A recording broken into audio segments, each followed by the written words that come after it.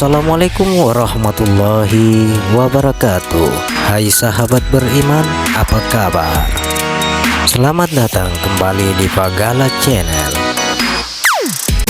Video kami kali ini akan mengenali keajaiban angka 7 menurut Islam. Angka 7 bagi sebagian orang adalah angka istimewa dan fenomenal. Angka ini memiliki keistimewaan dalam berbagai rutinitas ibadah, alam semesta, dan juga sejarah. Peneliti Al-Quran mengamati ada sebuah sistem integral dalam Al-Quran yang terkait dengan angka 7. Angka ini merupakan angka yang bersaksi atas keesaan Allah Subhanahu wa Ta'ala. Sistem alam ini sebenarnya didasarkan atas angka 7 karena seringkali angka tersebut diulang secara sistematis dalam kitab Allah Subhanahu wa Ta'ala. Jika kita mengamati lingkungan sekitar, angka 7 menjadi sebuah petunjuk untuk alam dan kehidupan. Angka 7 adalah angka yang pertama kali disebutkan di dalam Al-Quran dan terdapat 7 ayat dalam Al-Quran yang menjelaskan tentang penciptaan langit. Dalam surah Al-Baqarah ayat ke-29 menyebutkan, Dialah Allah yang menjadikan segala yang ada di bumi untuk kamu dan Dia berkehendak menciptakan langit, lalu dijadikannya 7 langit dan Dia Maha mengetahui segala sesuatu. Rasulullah Shallallahu Alaihi Wasallam banyak menyebutkan angka 7 dalam beberapa hadisnya, seperti misalnya, aku datang untuk menjelaskan Lailatul Qadar kepada kalian, namun fulan dan fulan saling berdebat sehingga akhirnya diangkat Lailatul Qadar, dan semoga menjadi lebih baik buat kalian. Maka dapatkanlah Lailatul Qadar pada hari ke-7, 6, dan 5. Hadis riwayat Bukhari. Angka 7 pun digunakan Allah Subhanahu wa Ta'ala sebagai perumpamaan dalam sedekah. Seperti firman Allah, perumpamaan nafkah yang dikeluarkan oleh orang-orang yang menafkahkan hartanya di jalan Allah adalah serupa dengan sebutir benih yang menumbuhkan 7 bulir. Pada tiap-tiap bulir 100 biji, Allah melipat gandakan ganjaran bagi siapa yang Dia kehendaki, dan Allah Maha luas karunia-Nya lagi Maha mengetahui. Quran Surah Al-Baqarah ayat 261. Rasulullah Shallallahu Alaihi Wasallam bersabda, barang siapa yang diminta karena Allah lalu memberi, maka 70 kebaikan ditulis untuknya. Hadis riwayat Baihaqi. Nabi Shallallahu Alaihi Wasallam menerangkan bahwa Allah Subhanahu wa Ta'ala memerintahkan kita bersujud dengan 7 organ tubuh. Nabi bersabda, aku diperintahkan untuk bersujud dengan 7 tulang. Hadis riwayat Al-Bukhari dan Muslim.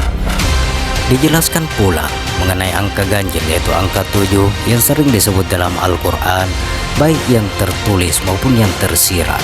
Allah menurunkan wahyunya dalam Al-Quran dan sangat dijelaskan sekali. Terdapat banyak penjelasan angka 7 di dalam Al-Quran. Penjelasan tersirat dan tertulis dalam Al-Quran yang menunjukkan angka 7 dalam kehidupan sehari-hari. Allah Subhanahu wa Ta'ala menciptakan 7 langit dalam 2 masa pada setiap langit. Hal ini dijelaskan pada surah Fussilat ayat 12 yang berbunyi, lalu diciptakannya 7 langit dalam 2 masa, dan pada setiap langit Dia mewahyukan urusannya masing-masing. Kemudian langit yang dekat dengan bumi Kami hiasi dengan bintang-bintang, dan Kami ciptakan itu untuk memelihara. Demikianlah ketentuan Allah yang Maha Perkasa, Maha Mengetahui. Ada surah lain yang mengatakan langit dan bumi terdiri dari 7 lapis. Angka 7 di sini diterangkan yang menciptakan 7 langit berlapis-lapis. Tidak akan kamu lihat sesuatu yang tidak seimbang pada ciptaan Tuhan yang Maha Pengasih. Maka lihatlah sekali lagi, adakah kamu lihat sesuatu yang cacat? Surah Al-Mulk ayat 3. Diangkat dari kisah Nabi Yusuf yang terdapat dalam Al-Quran yang menceritakan kisah Nabi Yusuf yang menafsirkan tentang mimpi Raja Mesir yang berkaitan dengan angka 7. Dan kisah inilah terdapat dalam Al-Quran surah Yusuf ayat 43. Angka 7 pada wahyu pertama Al-Quran, wahyu yang didapat Rasulullah SAW pada surah Al-Alaq, terdiri dari 7 unsur. Iqra yang berarti bacalah. 7 unsur tersebut adalah bi yang artinya dengan, ismi artinya nama, Robbi artinya Tuhan, ka yang artinya mu, alladzi artinya yang, dan khalaq berarti menciptakan. Kalimat kun fayakun adalah perkataan Allah yang diucapkan bila berkehendak menciptakan sesuatu kejadian. Kalimat ini tertulis dalam surah Al-Baqarah ayat 117. Kun fakun terdiri dari 7 huruf Arab, yaitu kaf, nun, fa, ya, kaf, waw, dan nun. Kalimat tauhid terdiri dari 7 kata dalam Arab maupun Indonesia. Kalimat tauhid yang dimaksud yaitu La ilaha illallah Muhammadar Rasulullah, yang artinya tiada Tuhan selain Allah, Muhammad Rasul Allah. Dalam kehidupan sehari-hari, Islam sering mengingatkan angka 7. Salah satunya, orang meninggal tahlilan biasanya hari ke-7 atau 7 harian. Selain itu, juga takbir pada saat sholat id di rakaat pertama berjumlah 7 kali. Nabi SAW menyebutkan 7 perkara yang akan tetap mengalir pahalanya meskipun seorang hamba sudah berada di dalam kubur setelah kematian menjemputnya.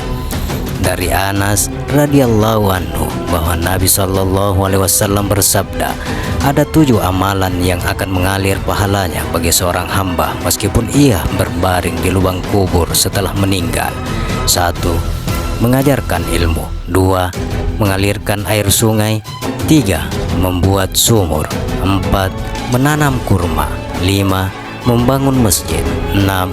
Membagikan mushaf Al-Quran. Atau 7. Meninggalkan anak yang akan memintakan ampun baginya setelah ia meninggal. Hadis riwayat Al-Bazzar. Allah Subhanahu wa Ta'ala menghiasi manusia dengan 7 anggota tubuh, 2 tangan untuk berdoa, 2 kaki untuk berkhidmat dan kebaikan, dan lutut untuk bersimpuh kepada Allah Subhanahu wa Ta'ala, dan 1 wajah untuk bersujud kepadanya. Sebagaimana firman Allah Subhanahu wa Ta'ala dalam surah Al-Alaq ayat 19, dan sujudlah serta dekatkanlah dirimu kepada Allah. Allah Subhanahu wa Ta'ala menjadikan umur manusia menjadi 7 masa, yaitu 1. Radli atau masa menyusui. 2. Fathim, masa penyapihan. 3. Sabi, masa kanak-kanak. 4. Gulam, masa remaja. 5. Syab, masa pemuda. 6. Khal, masa dewasa. 7. Syai atau masa tua. Allah Subhanahu wa Ta'ala menghiasi bumi ini dengan adanya 7 wilayah. Yang pertama Hindustan, yang kedua Hijaz, yang ketiga Bashar, Wajia, dan Kufa, yang keempat Irak, Syam, dan Khurasan sampai Balkha. 5. Romawi dan Armenia. 6. Negara tempat Yajud dan Majud. 7. Cina dan Turkistan. Allah Subhanahu wa Ta'ala juga menciptakan 7 lapis neraka. Yang pertama Jahannam, yang kedua Syair, yang ketiga Sakar, yang keempat Jahim, yang kelima Hatmama, dan yang keenam Latsa. 7. Hawiyah. Neraka Jahannam tersebut kemudian disiapkan dari 7 pintu sebagaimana firman-Nya dalam surah Al-Hijaz ayat 44. Neraka Jahannam itu mempunyai 7 pintu. Setiap pintu telah ditetapkan untuk golongan tertentu dari mereka. Kekuasaan Allah Subhanahu wa Ta'ala ini bukan hanya kebetulan semata, sudah diterangkan bahwa semuanya dijelaskan dalam Al-Quran dan real terjadi di dunia ini. Jika Allah Subhanahu wa Ta'ala menyukai angka 7, kita patut imani, sebab peran ilmu Islamlah di sini yang menjadi acuan. Dengan adanya ilmu yang berkaitan tentang Islam, Anda sebagai muslim yang baik semakin cinta dengan ilmu Islam itu sendiri. Demikian sahabat beberapa keistimewaan angka 7 yang terdapat dalam Al-Quran. Bagaimana pendapat Anda? Silakan share pendapat menarik Anda pada kolom komentar. Semoga video ini bermanfaat. Terima kasih. Sampai berjumpa kembali di video berikutnya. Wassalamualaikum warahmatullahi wabarakatuh.